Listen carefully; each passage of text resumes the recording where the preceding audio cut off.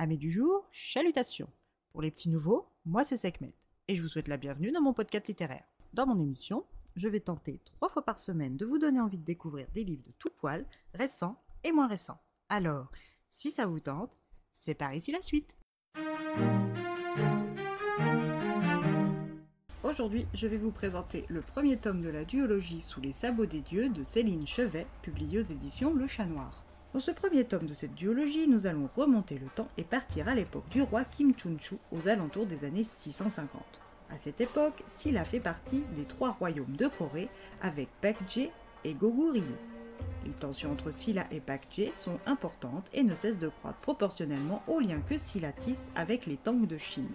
Le roi Kim Chunchu se rapproche des Chinois et laisse de plus en plus la culture de ses nouveaux alliés influencer son royaume.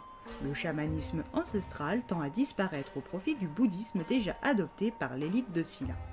Kim Chunchu a pour mission l'unification des 3 royaumes. C'est dans ce contexte historique troublé que nous faisons la rencontre de la jeune prêtresse du temple céleste, Hanul. Hanul n'a que 15 ans, mais a déjà été nommée par la grande prêtresse Songwan, soit chamane de haut rang.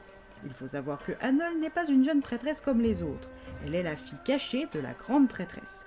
Sa mère, qui avant de devenir la grande prêtresse respectée qu'elle est aujourd'hui, était une princesse d'os véritable dont la vie a été confiée aux divinités et aux chamans depuis son enfance.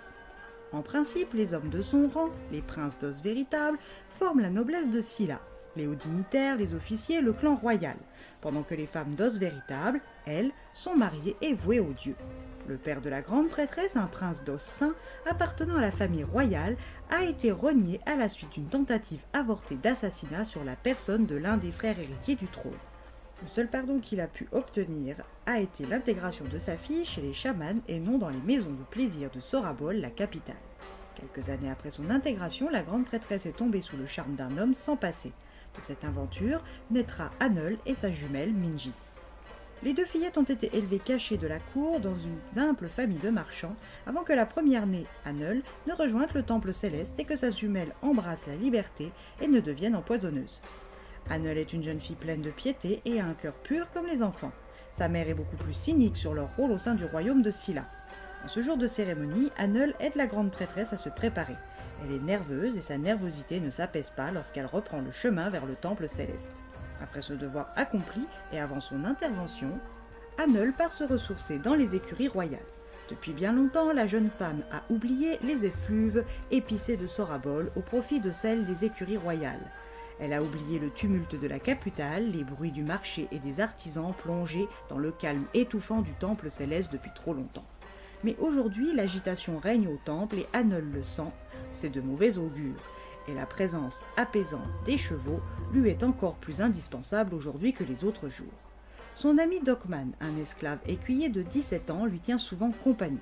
Il ne se cache pas des sentiments qu'il éprouve pour elle, bien qu'impossible, son amour n'a fait que se renforcer avec les années. Hanul ne devrait pas être là, et encore moins avec un jeune homme comme Dokman, mais c'est sa part rebelle qui s'exprime lorsqu'elle se cache dans les boxes, les doigts de son ami dans sa paume. Dokman sent l'anxiété d'Hanul et l'interroge. Hanul lui explique que d'ordinaire, la famille royale de Silla et ses conseillers ne se rendent aux cérémonies que 2 fois dans l'année, une fois après la plantation et une fois après la récolte. Les autres rites sont souvent tenus en la seule présence de la reine Munmyang, voire de la seule grande prêtresse. Mais aujourd'hui, ces altesses attendent des réponses divines là où leur nouvelle croyance bouddhiste reste muette. Hanul craint les conséquences de cette cérémonie et a raison. Après plusieurs heures, la grande prêtresse n'a pas eu de vision, donc elle n'a pas de réponse à donner au roi Kim Chunchu ni à la reine Munmyang. Cette incompétence va être sanctionnée immédiatement par la reine qui propose la relève de la grande prêtresse de ses fonctions, soit une condamnation à mort ni plus ni moins. Soit son Altesse la fera enfermer, soit elle la condamnera à l'exil, ou pis, elle la nommera nonne dans un temple bouddhiste. Hanul ne réfléchit pas plus quand elle voit la peur et la détresse de sa mère traînée par les gardes royaux vers son destin. Alors quand la reine ordonne que l'on trouve quelqu'un capable de recevoir la voix des dieux, elle se propose. Hanul a donc pour la première fois exécuté le rite seule. Et quand soudain elle rouvre les yeux, elle est dans un champ parsemé d'azalées. Une imposante bâtisse se tresse face à elle, 3 habitants équins sont là à l'attendre. Elle comprend qu'elle est dans l'entremonde, ou plus précisément dans son entremonde. Parmi les 3 chevaux, Hanul porte son choix sur le plus grand et imposant, le gros étalon noir. Le dernier attend qu'elle se hisse sur son dos avant de lui montrer une forêt, une rivière, des villageois sur un pont caché. À son retour parmi les vivants, elle est menée dans la salle du Grand Conseil au cœur du palais. Dans cette immense salle, des généraux, des officiers de la défense et de l'intérieur, ses altesses royales complétées du prince héritier Kim Bok-min, le chef des harangues Kim Yun-shi, sont tout oui. Hanul raconte son voyage et, faute de savoir l'interpréter, laisse le Pyongwolju le faire à sa place. Après cette première prédiction, synonyme d'une victoire pour Silla, Hanul est dans les bons papiers de la reine et est promue au rang de future grande prêtresse. Commence pour elle un apprentissage long et semé d'embûches, où elle fera des rencontres marquantes comme celle avec le premier-né du roi Chunchu avec une concubine, le prince bâtard Mok, ou encore avec l'amant harangue de sa jumelle, Li Yuo-jin, ou encore le rebelle du Sulsa, Il Quan. Entre conspiration, manipulation et rivalité, chaque choix d'Hanul aura une conséquence. Mais saura-t-elle toutes les assumer? À vous de le découvrir.